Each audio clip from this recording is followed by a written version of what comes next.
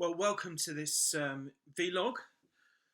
Of course, do like and subscribe to this channel, as we're going to be releasing a whole load more videos with helpful information and content about running an Airbnb or Booking.com or any other short-term apartment let. This video is about how to get more bookings on Booking.com. Let me just start by explaining that Booking.com for us has actually been the most profitable channel that there is. We get probably 80% of our bookings from Booking.com, and it generated for us last year probably £60,000. So that's about 80,000 US dollars. So I highly recommend that you are subscribed to it. It's a great platform. They have a great admin panel. And there's a load of features that you can use to increase your bookings that I'll come along and talk to you about. The first thing to talk about with Booking.com, I think, is the non-refundable pricing feature. So the way we have it set up is we have a refundable pricing option and a non-refundable pricing option. But even the refundable pricing option is only refundable under 30 days. So in other words, if you're 30 days or less from your booking, you can't be refunded. And that means that our bookings are secure. We know we have people coming to stay, and our cash is secure. So use this feature. Better than that still is the completely non-refundable booking option. That means you can give a big discount, just increase your overall price to start with, but it means you can give a big discount for people making non-refundable bookings. So that's a really important feature.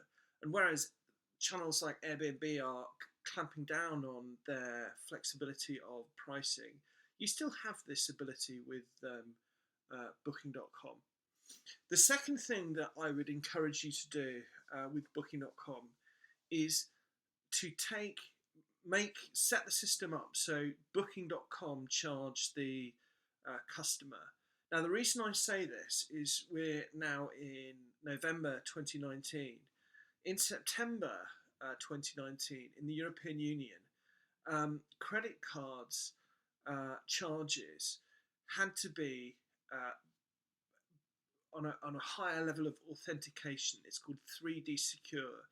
So in other words, what that means, it has to be actually at a point of sale, or it has to be where someone has keyed in a password, or it's done online where there's 3D secure. If you're paying a bank or something like that, you'll see a transaction being authorized by 3D secure. Now, if you're not set up like that with Booking.com and you charge the guest credit card through a third party, then you run the risk of what are called chargebacks. And a chargeback is where a guest could say, we didn't make this booking, or it's fraudulent. And if the credit card has been charged without the guest being present, or keying their PIN number in, or through another 3D secure method, it means that essentially you can possibly lose your money for that booking. So get Booking.com to charge the guest. Yes, it will cost you a little bit more in terms of percentages, but it will mean you keep your money, because there are occasions when people try, especially when there are cancellations and stuff, try and dispute the transaction. It's called a chargeback, and you don't want that. That's just wasting your time. The next thing to talk about is, there's a whole load of tools on Booking.com, but what's really great, and I love a lot, is the visibility booster function. And it's really simple.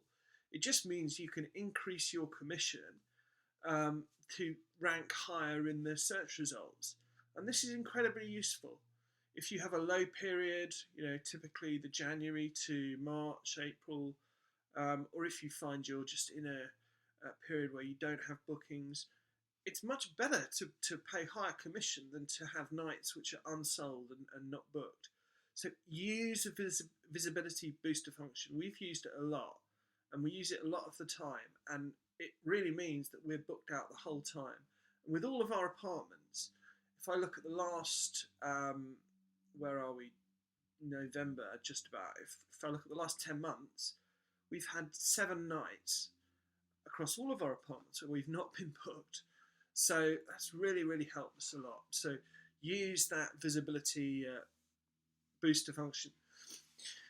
The next thing to tell you about is the promotions function. Now, the promotions function means an early booker promotion, a late booker promotion, an early bird promotion, a stay 5 nights, pay 4 nights promotion, anything like that.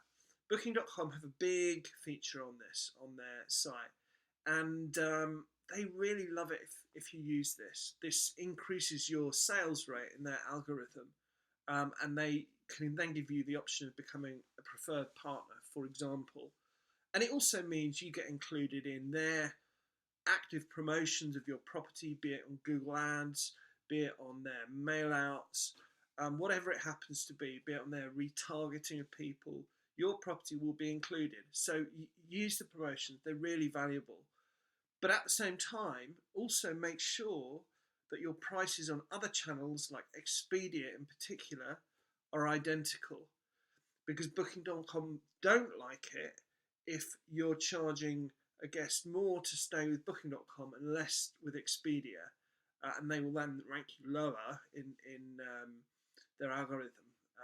That's called the price comparison or something like that. So, but anyway, that's on the back on the admin panel of Booking.com. But use the promotions; they love it if you do, and you'll make more sales.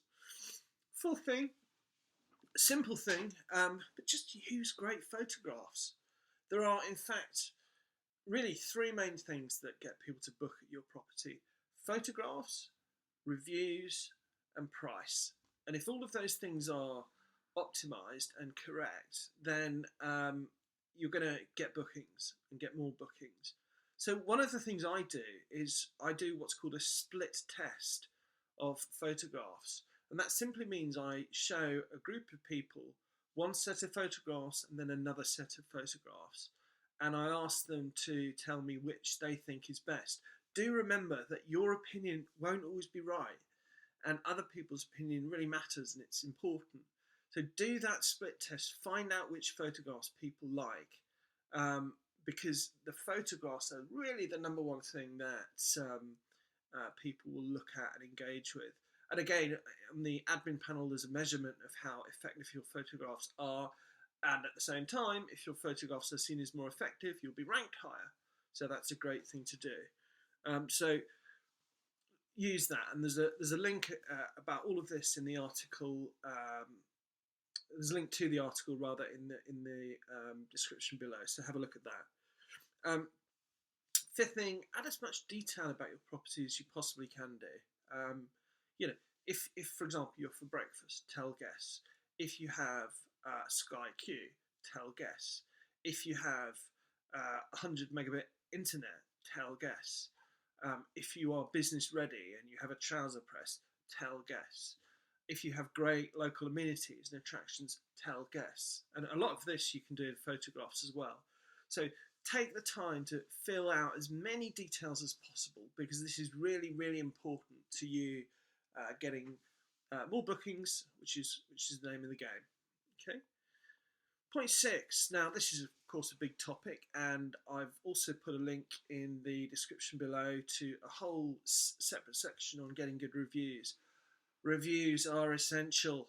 They're absolutely essential to getting more customers. If you have, I've seen properties out there, relatively new ones with, say, 20 reviews at an average of 6.5, and they're not going to do well. They're just not. Our reviews are, we could always do better, but we're about 9.4. But that's over 300 reviews, I think. And that's a major trust signal. If you're looking to book a property, and you see that 300 people have voted you 9.3, or that's your average, then that's a big trust signal that your property is going to be a good one to book at. So use it. Also, respond to the reviews. Show people you care about about what they think and what the time they've taken to write it. It's a very important sort of personal touch to help show that you're not just a business, but you're a person and people are going to be staying with you. So do that. But again, reviews is a whole separate topic, which I'm going to do a video about as well, because it's really important. I guess the key thing, by the way, to get good reviews is just establish a good relationship with the guests. If you have a good relationship, however you establish that, whether it's over email, messaging, a quick call to welcome them, even if you don't meet and greet them, meeting and greeting them is great and is something you should really do. But if you don't, that's okay. But if you just get that established beforehand, the reason is people will be very forgiving of minor things. Let's say if something isn't quite as clean as it possibly could be, because it's hard to keep things, in A1 condition the whole time. People will be really forgiving of that. But if they start their stay with you with a bit of a bad feeling and things haven't gone, there's been a bit of friction, they will look at things to complain about. And if they find one thing to complain about, they'll tend to find other things to complain about and more and more and more. And you won't be reviewed well. So make sure your reviews are good by doing that. And of course, make sure that the property is clean. And the key things, really key things to make sure they're clean, that are clean and look good, of course, the bed, the touch points, the bed, the bathroom, the kitchen. If that's dirty, you're not going to get reviewed well. So really focus on that. Make sure your cleaner, if you outsource the cleaning, they've got a checklist they go through, and hold them to it. Make sure they go through. Moving on to things that will get you more bookings. So pricing is obviously a key factor. Generally speaking, Christmas and the summer. So I'm talking Christmas is, I guess, from the when Christmas is, but the Christmas season is from the 15th to I would say the 5th of January, and the summer is anything from May until September is for us the peak season. We're in a sort of mid-sized town in Kent in the UK. That's when you can charge higher prices. That's when there will be demand for your property, and you can charge high prices. And you should do. If you compare, I always compare the pricing structure to British Airways. In the low season, you can get a British Airways business class ticket from London to New York for £1,800. In the high season, if you book at the last minute, that same ticket will cost you £5,000. It's the same principle that applies. It's not about, your pricing is not about how good you are these times. It's about supply and demand. And in times of high demand, price high and be confident in your pricing if other things stack up and you've got reviews and stuff. But then in the low season, adjust your prices, and particularly in the lower seasons, be on the ball. Check what other properties, particularly similar properties, are charging per night, and be competitive. Don't overcharge. That's really important. So do be aware. Check your prices. If you're not booked, drop your prices. The last thing you want is an empty night, because an empty night is may even be £40 or $50, $60 that you charge, but you don't want to lose that. All of these small bits add up. Okay. The next thing to say is make sure your pricing is occupancy based. So that means that your pricing is different if it's one person staying to if it's 6 people staying. Now, that makes sense, right? Because the amount of cleaning required will be very different to one person to 6 people. But it's also a way of just doing really well in the particularly in the peak times.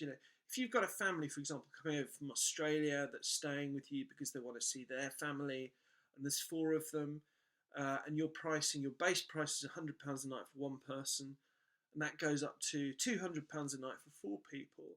Well, £200 a night for a 10-night stay, that's good money, you know? So make sure that it's occupancy based, and if you need any help setting that up, leave a comment in the description below, and I'd be very happy to help you. You can also go to our website, which is satisfiedsleepers.com. Send me a message through the website, and I'll be very happy to help with any questions. All right. These are the main things with Booking.com. I'm sure there's many more things, but these are the main things that we use and have used for almost the last 4 years now, which give a practical benefit and ensure that we are charging more. There's a few other things you can do. You can charge a cleaning fee, although my personal view is that's a bit disingenuous. You know, I think the price people see really is the price people should pay. To me, it doesn't make sense that you're quoted £150 and then there's another £40 to pay as a cleaning fee. I think you need to be straight with people and show you're an honest broker. Anyway, I hope this has been really helpful for you. If it has, again, do give me the thumbs up and subscribe. We're going to be publishing a ton more videos of helpful content, things that are real life that have helped us. So I hope this has been helpful. Thanks for listening.